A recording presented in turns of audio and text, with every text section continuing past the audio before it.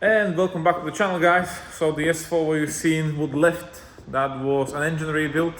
So the gentleman took the car after 6 months, which was here, and we will wish him all the best, many happy miles and kilometers. So in this video we'll be working on my all-road. We're doing a service after 6 months, I don't know how many miles. Also my blue RS6 is coming on the ramp to finish off the air conditioning, water methanol, and do everything what's necessary again, because we are going to Nurburgring. So we'll be going 18-19 of October for a whole weekend. It will be fun, hopefully, and then we're going to Slovakia again. So let's start with the all-road, and then we will put the RS6 on the ramp. And here is my service reminder in 10 days. So we are putting the BG EPR in to basically decarbonize the engine. The engine needs to be warmed up, slightly higher RPM, and we'll literally decarbonize the engine and everything will in the filter. So we're draining the oil now and we'll be putting new oil filter in there. So another 6 months, another oil service. You can see that the oil is still dripping out. So this is an oil after 6,000 kilometers, I believe. And if you remember the oil road, I did wax it from underneath. The only negative side about the wax is there's lots of stuff sticking into it. It's quite sticky. So what I'm doing usually after winter, I'm taking all the covers off. I'm cleaning all the covers as well, because this is from inside a bit dirty. There's an air filter above it.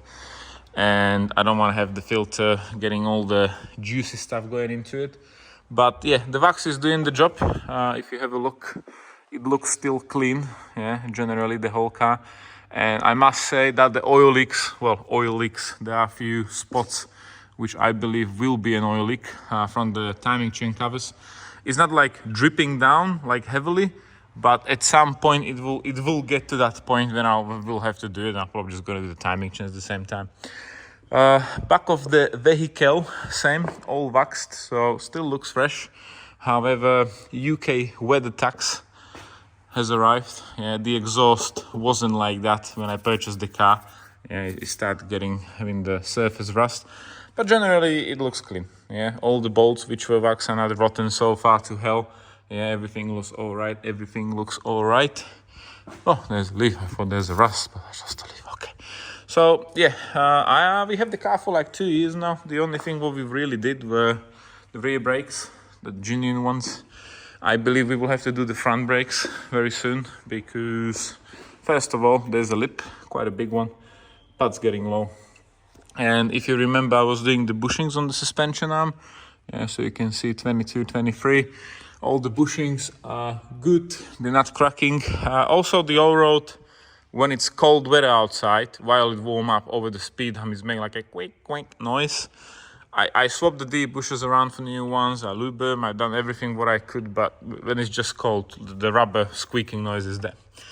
Other piss-taking situation, Audi built the car with the exhaust where the flexi hose for the exhaust is literally like hanging the weight of the exhaust from there till there. So that whole weight of the exhaust, how you drive in the car, and especially when you're going down the hill with no throttle, it starts vibrating, and then you have the, you hear it? That funny noise from these flexis. So my plan is I want to do a holder here and attach these 2 points on some kind of rubber bushings or something. It will just help the exhaust to, don't move that much. It will take the vibration to the rubber instead of the metal part of the exhaust. But yeah, I mean, other than that, I'm really happy with the car. We're using it daily. It's a dog transportation vehicle. We're going holidays with it, we went skiing with it, we're going skiing again with it. I'm doing like 12,000 kilometers a year, which is like 9,000 miles a year, plus all the other cars, of course. So it is much more, but it's like spread it into a couple of cars. But yeah, generally happy with it. Engine-wise, it looks cool. We don't have any issues really. So yeah, all the people out there leaving me the comments, Audi's shite. The car is only shite when you don't take care of it. And obviously I have loads of Audis since 2012, even like 500,000 on the clock. Never had an issue once. So yeah, can't blame it. Okay, we're gonna clean up the sump. We'll put the new washer on there. We're gonna put all the covers back on. We're gonna check the filter, put oil in there, and we have to put the RS6 on the ramp.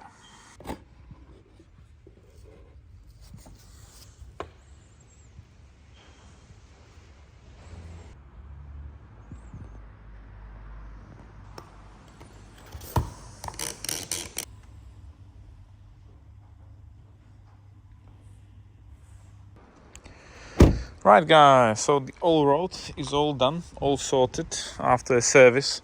So far we are happy with the car. We're driving it daily like I mentioned, and there's nothing wrong with it. So the last thing what I did was actually the wheels. When I bought them, they have a bit of a curbing here and there, so they are all sorted now. And of course I put a PPF on them because doggo, what are you doing? Because I don't want to have like the stone chips going into the lacquer, and it will make like oxidation going from it. So I think the next thing we will need doing are the front brakes like I mentioned, but so far we are happy with it. Dog is happy with it. That's the main thing, because it's a doggo transport vehicle, and we're not planning to sell the car literally. If there will be a C8 all road for sale in petrol, maybe we'll think about it, but yeah, so far happy with it. So the car is all good. We can move on to the RS6 and we will start stripping it down.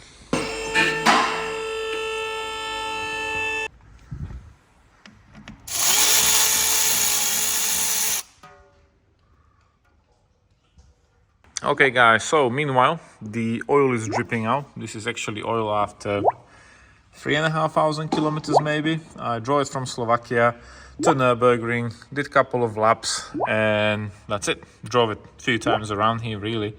So it doesn't look the worst, but I mean new oil is dark as well, so I'm not literally saying it's bad. But I want to keep the oil changes like really short, because the car is having a very hard life. Speaking of hard life, I will have a hard life because we want to do the air compressor for the air conditioning. We have to get, you see this? That is the pipe going to it, and the other one next to it is going to it. But we have to take the whole unit out, which is today's job. And I believe to do that, we got to drop the whole subframe down. Meanwhile, I want to sort out this dust cover over here. I'm not sure what happened there because there's a new arm. So I have to check if you can actually use the arm anyways. And yeah, generally speaking, I think the engine is in good condition. Like nothing is leaking, everything seems to be fine from that point of view. Brakes are still there. So yeah, I think we'll be all good when it comes to those sort of things. The rest of the car, when I drove it after Nurburgring, don't feel sketchy. It's going straight, nothing is banging, knocking, making funny noises. So yeah, I think we'll be all good. So yeah, priority for today, we need to take the air compressor out, guys, which will be absolute pain in the ass. It will be pain in the ass. So my plan is, I want to start from the top, take the air filter box out, take all the intake from the turbo, have a look what we can do from the top, what's the excess, what we will see, because the priority is that bolt. You can't even see it, man. I would really like to show you, but I can't because I can't get there. So the biggest problem is we probably have to take off the engine mount along with the bracket to the block. That will be, I don't know how we're gonna do that, but it will be fun. Meanwhile, I took the oil filter out. This is how Mr. Oil filter look like. I don't think it's too bad. There are definitely very small debris inside of it, but nothing major. So again, genuine filter was there, what I was changing when I was in Slovakia still. And yeah, I mean, from perspective of the car as a car, I'm happy with it. So we have to sort out the air compressor, and afterwards we will try to sort out the water methanol. My plan with the water met was to put it on that pipe from a turbo and that pipe from a turbo, and yeah, do the lines somewhere here, because right now the lines are, the black one here is the line for the water met. So you're just gonna take it from the top where it's going, put it around the subframe somewhere. But yeah, that is not the priority. Priority right now is make the aircon work, because even when it's not warm outside, the car is so hot from the engine base, just, yeah, not good. So let's get to it.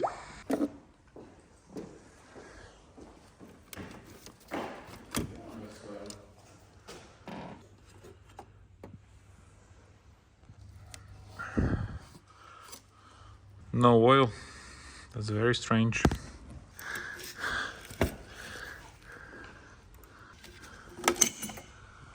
Oh my god!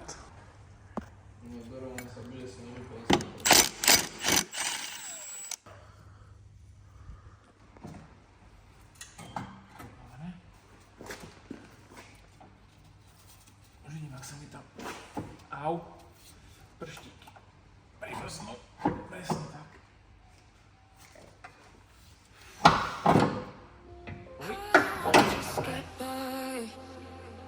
In life before we die,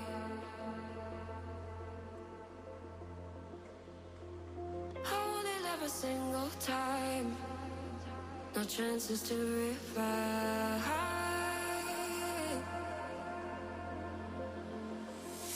Days are slip away sometimes, when pressure holds too tight.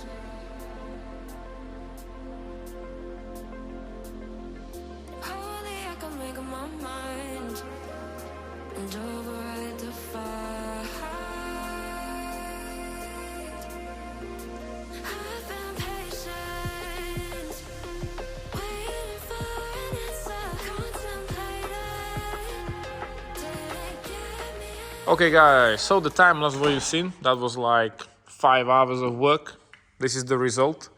It looks terrible, it looks messy, it looks very disgusting, and I'm not happy with it because I try to save as much as like don't disconnect this, don't disconnect that, and I end up in total mess.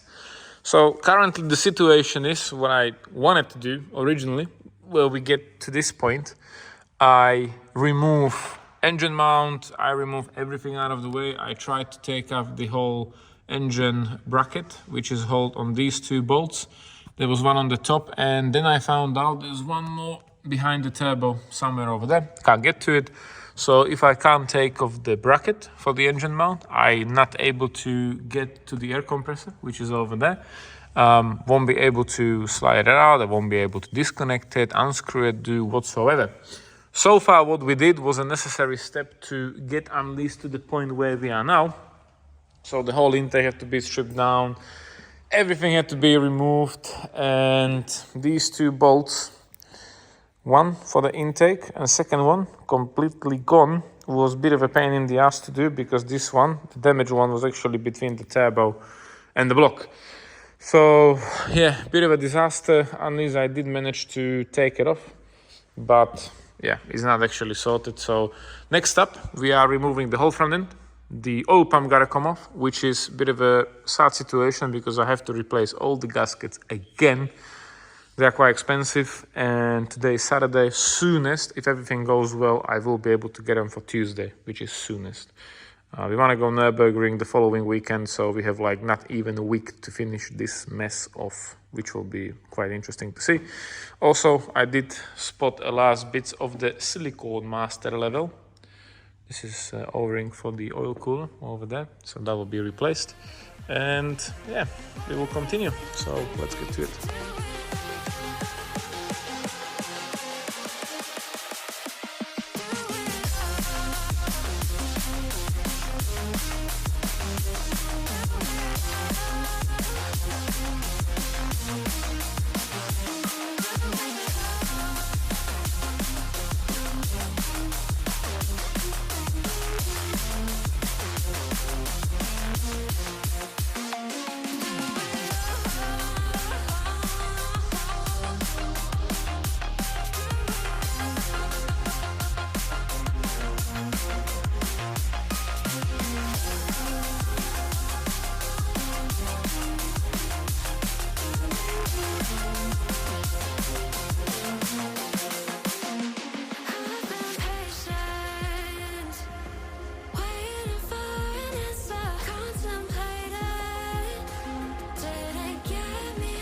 Right guys, so we are looking at the leftovers from the air conditioning compressor.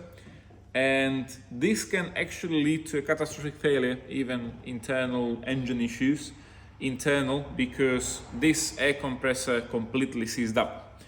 And you can probably tell from the condition of the pistons and everything, it is gone.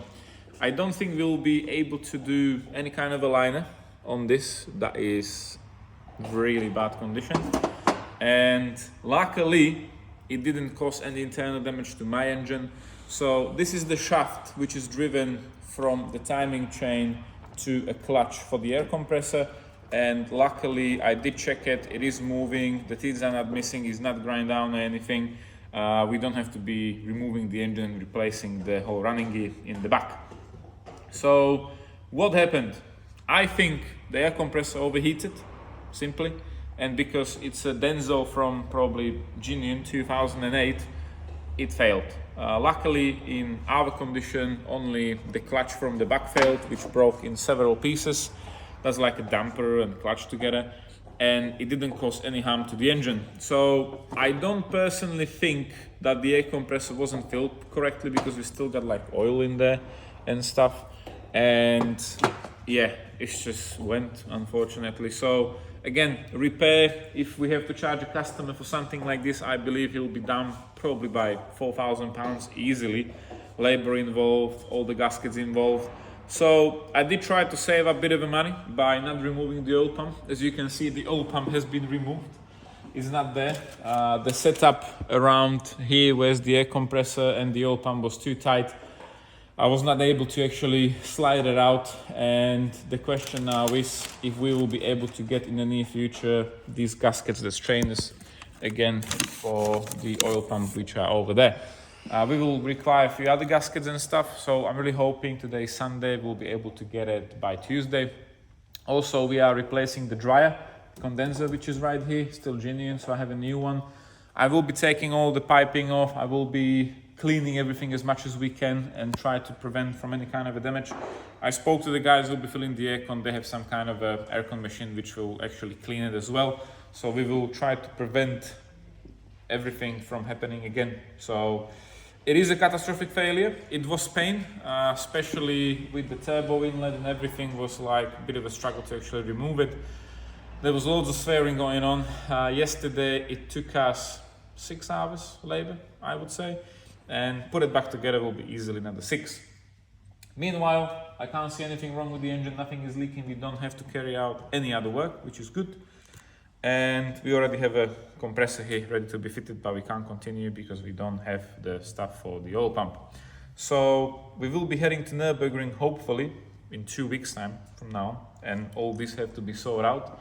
So looking forward to get it done ASAP. And yeah, we'll keep you updated with the RS6. So we also want to finish the water methanol, what I mentioned, and this and that. So then we're going to go for a dyno. That's all from the video, guys. Thank you for watching. We'll see you in the next one with a B5 maybe, or something, whatever's going on here. So thank you for watching again. Take care for now and see ya. 2 weeks later. Hi guys, and welcome back to the channel. Another video with the blue RS6 where we tried to replace the air conditioning pump last time. So because we are not very wise people, we stripped the whole thing down actually, and we stripped down loads of things what don't need stripping. For example, right now you can see the turbo, because my original plan was to remove this bracket, which you can't because there's a bolt, there are 2 bolts, and there's one more behind the turbo. So the first thing before we fit everything back together, we want to do everything what don't need stripping, so the whole inlet and everything, we put it back together. Then the air compressor will be fitted. We do have a new air compressor here, so that will be fitted along with the clutch and everything. For some reason the machine shop told me they will not do the liners for the old air compressor, so that will go in a bin. So yeah, it will be fun because there's loads of cleaning to do and loads of things gotta go on. I think it will be easier this time because those 2 bolts were pain to remove, so I think it will be all good. Also, we have again all new gaskets for the oil pump and the tube and everything. So let's get to it.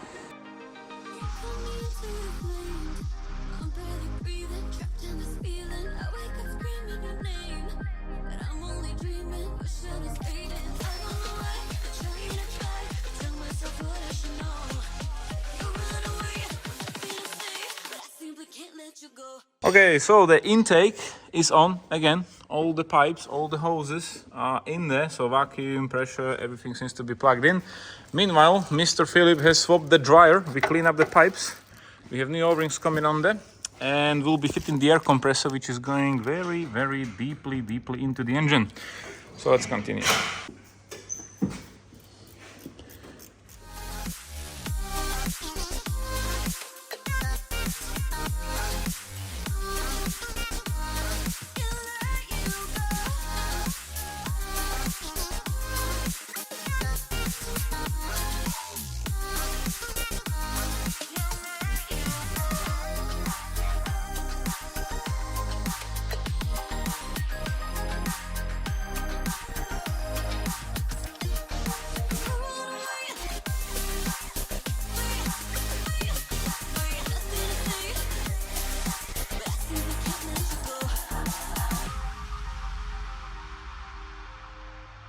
So the air compressor is on. Bit of a fail again because I put the intake on the turbo where you've seen, and I was wondering like how good and easy it's going on. And then I remember, well, we put the air compressor on there and that bolt literally couldn't get in.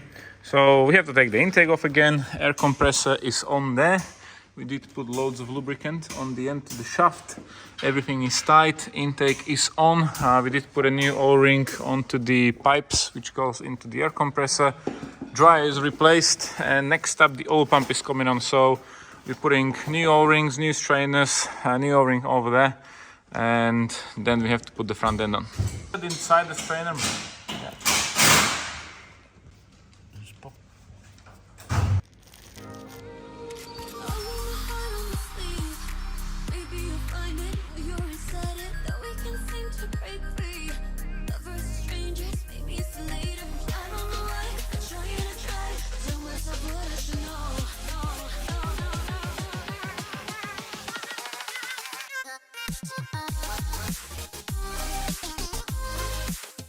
Well, this was fun. Bit of a threesome. 3 people need to put the oil pump on a V10. So it was pain because that tube with the shaft was actually in the block this time. Previously we had it on the pump. So we have to take it off one more time. Also, what I mentioned on the grey one, the tube where you can't even see a coolant one in there, you have to have it under angle and somehow swap it and put it on there. The edge of the air compressor is literally air gap. Can you see it? Nope, nope, nope, nope. Ah, there you go. So everything is very tight, and now you can probably tell why the oil pump have to come out to do the air compressor, because that cheeky fucker will never ever come out. So next up, we will plug all the coolant hoses back in. Also 1 bolt over there for the bracket, and literally everything we can do here. And then the front end with the radiators can come on, because on the radiator there's a pipe going around and into the air compressor. So all that gotta be put it on there. So let's continue.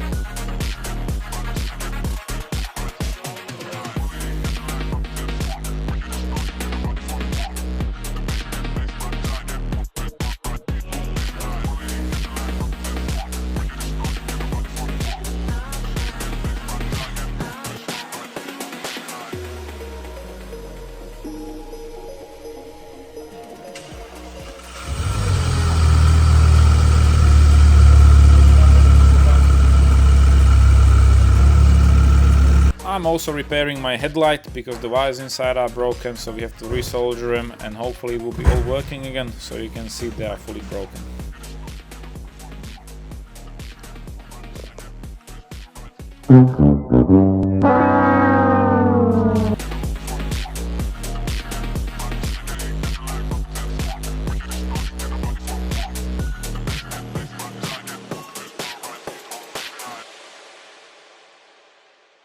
Right guys, so the RS6 is hopefully sorted. Again, it was time-lapse a lot because you've seen it probably many times doing it on the grey one as well, so you probably remember how easy it was to put it back together. But this is our result. Everything is cleaned up, everything is back in place, happy with it, clean up the pipes and everything. We relocate the water methanol injectors. I explain you why we did it and how we actually get to the point it's where it is. And we went for a drive, we polished the headlights, I'll put a PPF on them, and yeah, it was fun because the other headlight went to shit a bit because I ain't gonna say everything on the internet because people will be mad, but I was pissed off because I thought that headlight will go in the bin, but it's all good, it's sorted, everything is fine. Main thing is mechanically, we are going next weekend to Nurburgring for a whole weekend, so I still have to test the vehicle on the road. I did drove it a bit since, but we still have to top up the aircon and try it all out just to make sure it's not leaking, mainly oil, coolant and stuff. But the water methanol, previously, if you remembered, we have the nozzles here and here. The problem was the nozzle over here was literally affecting the sensor, which is a boost sensor and a temperature sensor, and the other one was literally before it. So this one was showing much higher temperature than the other one, and there's one more boost barometric and temperature sensor in the front. So the reason why we redo it was the issue with the sensor, especially with the temperature. I was originally thinking to do the water methanol from underneath of the car after the turbo directly. It will actually go through the intercooler and through the pipes. These pipes are getting extremely hot when the car is stationary, doing slow speeds. It's sucking all the heat from the engine and it's affecting especially the temperature sensors, which is leading to pre-ignition timing and many other things. So high temperature is not good for any engine. Like I said, I was thinking to do it from underneath. We have a discussion. Dave was telling me like it's probably a good idea because how it will get sprayed, there's the highest possible pressure from the turbo, which will spray the water methanol and mix it with air properly. However, it will hit a cold mix or a mix water methanol with hot air, which is maybe even 90-100 degrees.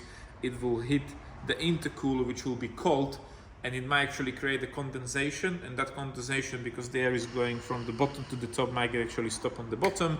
So I might have like water or water methanol bottle building up, and if the car will have a massive flow, it might actually suck it all at once, which might lead to hydrolock, which we don't want to have.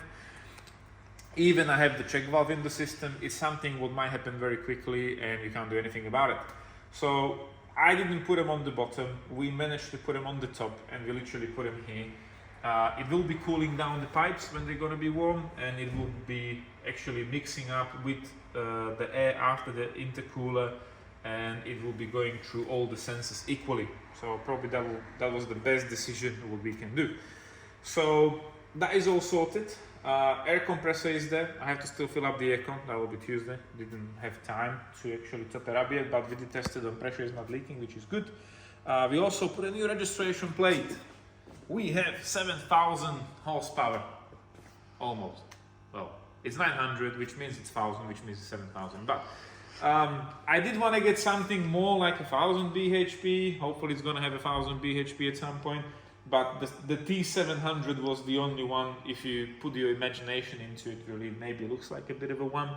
But yeah, I think it looks cool on the car. Especially, it's better than the normal Edge, which was on there, the 58 plate one. And it looks like the car have a loving home. So it's all good. So this should be all sorted. The car was standing here for a whole weekend. There's nothing leaking from it from underneath, so the floor is dry, which is good. I was a bit of afraid when it was on the ramp, there was like a bit of a wet spot from back of the pump, but that was probably all the leftovers, how we took it off. We clean it and it's not dripping, so that is cool. Again, yeah, we sorted out the brakes, they were cleaned up, all the car was on the ramp, so they are nice and white. The rest of the car is pretty much as it was.